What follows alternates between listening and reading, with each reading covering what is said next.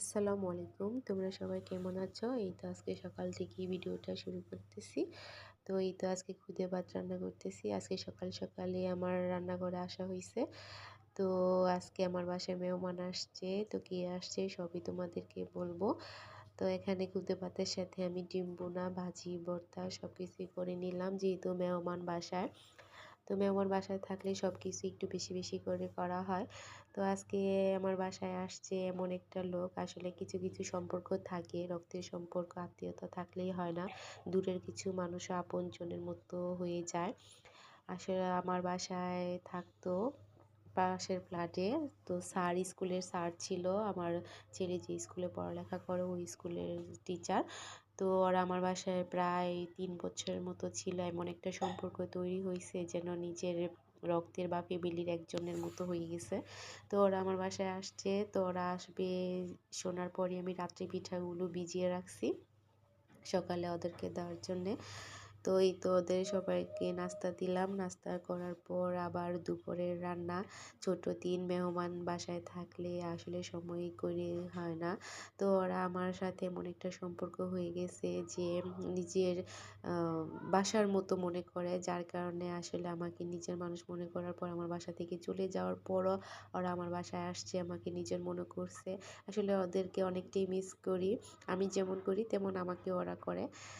তো এই ছোট্ট বাবুটা পারস আমাদের বাসায়ই হইছে। ওর জন্ম এখানেই হইছে। তো ওর হওয়ার পরই ওর বাবা ওরা চাকরির কারণে ওরা সিলেট চইলা গেছে। তো আমাদেরকে অনেকবার বলা হইছে ওইখানে যাওয়ার জন্যে, কিন্তু যাওয়া হয়নি। ওরাই আমাদের বাসায় এখন আসছে। তো ওরা বলতেছে ওদের সাথে আমি যাওয়ার জন্যে, যেহেতু এতদিন হইছে ওরা ওইখানে চইলা গেছে ৬ মাস।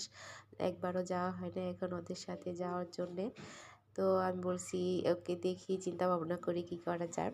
তো এখন দুপুরে আমি মাছ ডাউল আর গরুর মজক এই তো এগুলো রান্না করি। আর হাঁস নিয়ে আসছে স্যার, হাঁসের গোস্ত আর চাপটি অনেক পছন্দ করে, যার কারণে আমার হাজবেন্ড হাঁস নিয়ে আসছে। এই হাঁস বাছতে বাছতে সারাটা দিন পার, যার কারণে দুপুরে তেমন কিছুই আর রান্না করতে পারি নাই। তো এই তো সন্ধ্যাবেলা ২ ভাই বোন অনেক দুষ্টুমি করতেছে মুরব্বি মুরব্বি বলে। আসলে এই কথাটা অনেকটা ভাইরাল হয়ে গেছে। তো আমার মেয়েও পারসকে বলতেছে, "তুমি দুষ্টুমি করো না, চুপ থাকো, মুরব্বি, মুরব্বি।"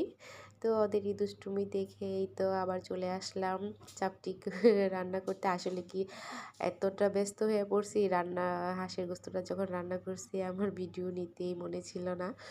তো প্রায় অর্ধেক খাওয়া হয়ে গেছে। পরে আমার মনে হলো আমি তো ভিডিওই করিনি। তো ওই ফাঁকে আমি এখন আবার একটু ভিডিও করে নিছি। তো এইদিকে আবার ওদের জন্যে আমি দুধ পুলি পিঠা যেটাকে বলে ওই পিঠাগুলো বানানো হইছে। এখন এগুলোকে আমি দুধে দিব কালকের পরের দিন খাওয়ার জন্যে। আসলে মেহমান আসলে কি রেখে কি করব, আমার একটার পর একটা করতে ইচ্ছে করে, মনে চায় এটা করি ওইটা করি। সবাইকে মানে যতটুকু আমি পারি সম্ভব হয় আমি সবাইকে করার চেষ্টা করি। জানি না কতটুকু করতে পারি, কিন্তু চেষ্টা তো আর কেউ কম করে না। যেহেতু মেহমান আসে, নিজেরা একটা খেলেই হয়, কিন্তু মেহমানকে তো আর ওইরকম করা হয় না।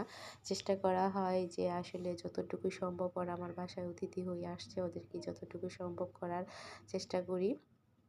তো এই তো আমি পিঠাগুলো সবগুলো পিঠা দেওয়া হয়ে গেছে। আসলে ফার্স্টে আমি যে পাতিলের মধ্যে দিছিলাম ওইটা একটু ছোট হয়ে গেছিলো। আসলে সবগুলো পিঠা নিচ্ছিল না, যার কারণে পরে আমি বড় পাতিলটি দেওয়ার সময় আমার পিঠাগুলো একটু কয়েকটা পিঠা ভেঙে গেছে।